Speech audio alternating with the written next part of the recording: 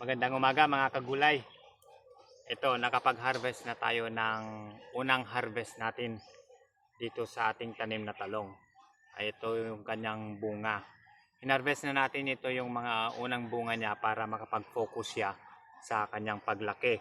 At kung mapapansin nyo, itong tanim na tong talong na to ay napakadami niyang sanga. Pero hindi siya ganong lumaki. So, ang diferensya nito guys ay totoong marami siyang maibubunga dahil marami siyang sanga. Ang pagkakaiba niya lang is baka maliliit yung kanyang bunga.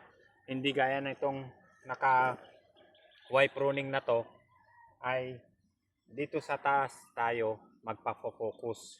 So, ito yung ating harvest na una.